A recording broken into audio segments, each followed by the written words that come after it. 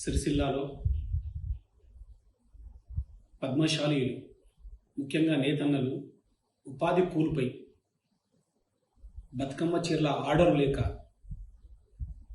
ఇతర మార్గాలలో వాళ్ళు ఉపాధి పొందుతుంటే ఒక నేత కార్మికుడు నేను బొమ్మలు అమ్ముతున్నా అని చెప్పి తన సొంతంగా వీడియో తీసుకొని ఆ వీడియోను తను సోషల్ మీడియాలో పెడితే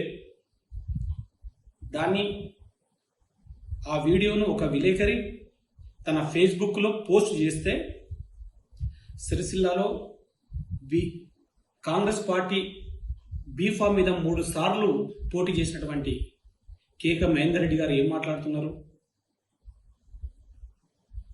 ఎంతమంది బొమ్మలు అమ్ముకుంటుర్రు, ఎంతమంది నిరోధు ప్యాకెట్లు అమ్ముకుంటారని మాట్లాడతావా? ఇదేనా మీ సంస్కారం? ఎంతమంది నిరోధు ప్యాకెట్లు అమ్ముకోగా మీరు చూసిర్రు? ఎంతమంది నిరోధు ప్యాకెట్లు అమ్ముకుంటే మీరు కొనుగోలు చేసిర్రు? ఎంతమంది అమ్ముకోగా మీరు చూసి మాకు చెప్పురు మరి ఎంతమంది అమ్ముకున్నారు? నోటికి ఇంతతే అంత ఇష్ట రాజ్యంగా పద్మశాలీల పట్ల చులకనతో పద్మశాలీలను అవమానపరుస్తూ మాట్లాడడం మీకు సమంజసమేనా? అధికారం వచ్చింది కదా అని చెప్పి కళ్ళు పొరలుగమ్మి ఇష్టారాజ్యం మాట్లాడితే పద్మశాలి బిడ్డలు ఎవరు హర్షించరు.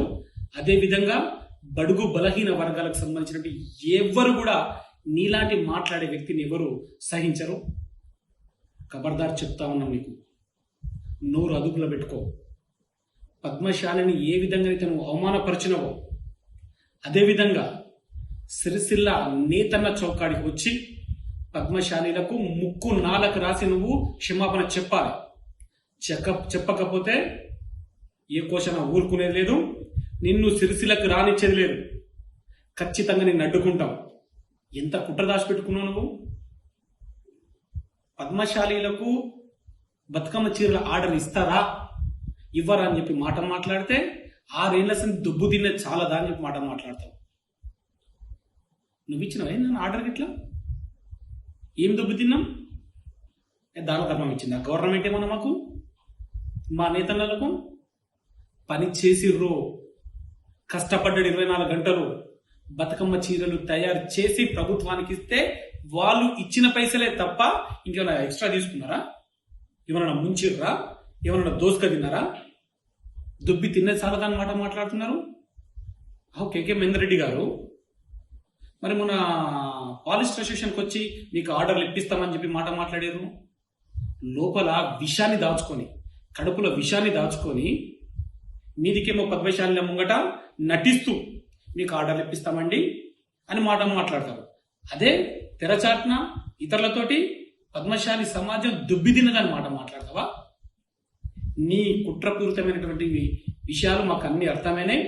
నువ్వు పద్మశాలి సమాజానికి ఏమి చేయవన్న విషయము మాకు తెలిసిపోయింది. నువ్వు